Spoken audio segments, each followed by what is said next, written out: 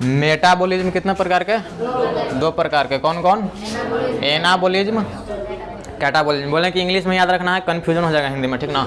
अब देखो जी, तो बात है कि एनाबॉलिज्म माने क्या होता है और कैटाबॉलिज्म माने क्या होता है। तो देखो, एनाबॉलिज्म माने होता ना है किसी चीज को जोड़ना, किसी चीज को जोड़ना। और कैटाबॉलिज्म से देखो काटने का सेंस आ रहा है, और क से काटना, क से कैटाबॉलिज्म, तो काटना यानी कि तोड़ना। तो कैटाबॉलिज्म का अर्थ होता है किसी चीज को तोड़ना।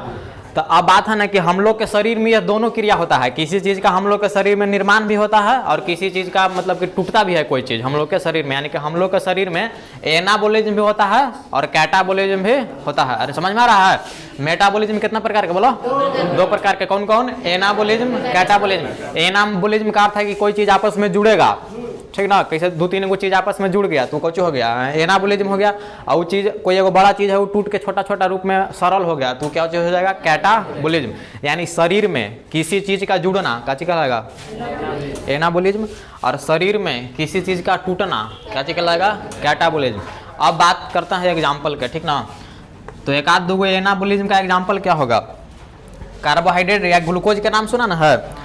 जब 38 गो एटीपी मिलता ना है तो एगो ग्लूकोज बनता है। जब 38 गो, बायोलॉजी पढ़ा होगा, थोड़ा बहुत याद होगा, 38 एटीपी के मिलने से एक ग्लूकोज बनता है। तो ग्लूकोज क्या है? अरे कार्बोहाइड्रेट का सरल रूप है ना है, तो हम इसको कार्बोहाइड्रेट लिख सकते ना है। तो लिख सकते हैं कि अगर एक कार्बोहाइड्रेट हमको चाहिए तो 38 गो एटीपी मिलता है।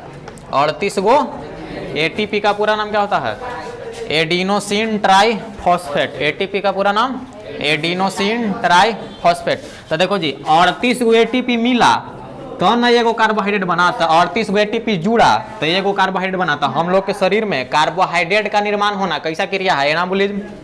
वैसे अगर एक प्रोटीन चाहिए ना, अगर एक प्रोटीन हमने के बनाना है तो कल पढ़े हैं कि प्रोटीन बनता है एमिनो अम्ल से, ठीक ना। तो कई गो एमिनो अम्ल मिलाएंगे तो एगो प्रोटीन बनता है, तो 20 गो। कै गो? ऑब्जेक्टिव टाइप का क्वेश्चन याद करना है। यानी कि 20 एमिनो अम्ल के मिलने से एक प्रोटीन का निर्माण होता है। तो देखो 20 गो एमिनो अम्ल मिला यानी जुड़ा तो एगो प्रोटीन बना। तो हम कह सकते हैं कि हम लोग के शरीर में प्रोटीन का निर्माण होना कैसा क्रिया है? एनाबॉलिज्म है। याद रहेगा। अब इसी का उल्टा करो, कैटाबॉलिज्म यानी कि टूटेगा। तो इसका एग्जाम्पल क्या क्या हो सकता है? अरे पाचन में क्या होता है? भोजन हम नहीं खाते ना है कि भोजन किए तो अंदर जाके टूट टाट गया तो ना पचा, खड़े खड़े पच जाएगा जी। भोजन किए तो अंदर जाके पूरा बढ़िया से टूट टाट गया है, पच गया है। तो पाचन भी एक कैसा प्रक्रिया है? कैटाबॉलिज्म। क्या है कि इसमें टूट रहा है तो ना।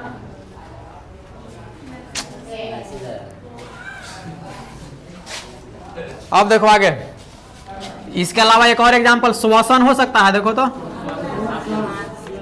ना हो सकता है। सांस लेना भी एक कैटाबॉलिज्म है, याद रखना इसको, ठीक ना। देखो कैसे, जैसे हम लोग सांस लिए, हवा सांस लेते ना है कि खाली ऑक्सीजन लेते हैं? हवा लेते हैं। और हम यहाँ पर सांस लिए, कोनो कोनो हुमच के सांस लेता है ना जी। हुमच का सांस लेगा तो जितना धूरी करता रहेगा, समझ रहे ना। तो कहने का मतलब कि हमने सांस लिए तो हवा लिए, तो हवा में का खाली ऑक्सीजन है? बहुत कुछ है हवा में। नाइट्रोजन भी है, ऑक्सीजन भी है, कार्बन डाइऑक्साइड भी है, बड़ी बड़ी चीज है। धूल कण भी है, पानी के कण, जलवाष्प भी है, छोटे छोटे बूंद।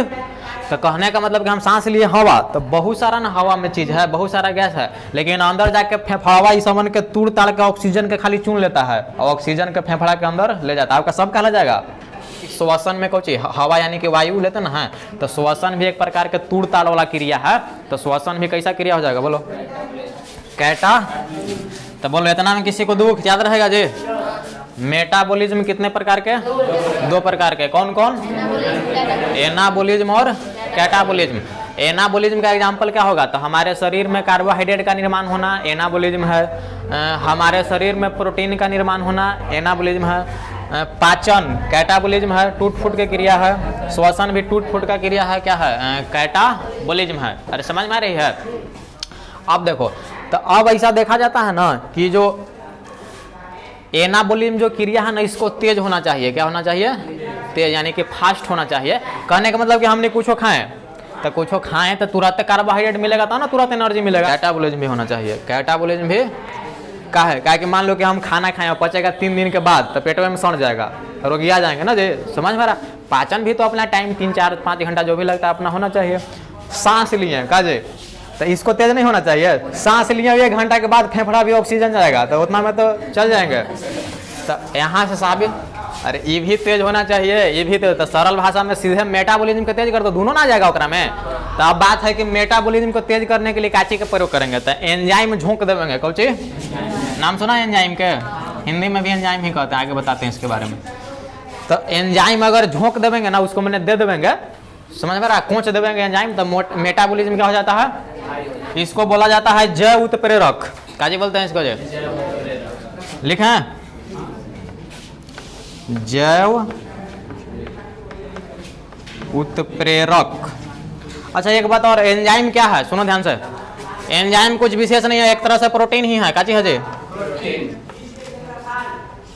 अरे समझ में, एंजाइम क्या है? कहेंगे कार्बोहाइड्रेट है कि फैट है कि प्रोटीन है, तो कुछ है जी?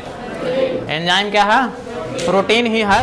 कहेगा कि हमने के शरीर में जैव उत्प्रेरक का काम कौन करता है? एंजाइम।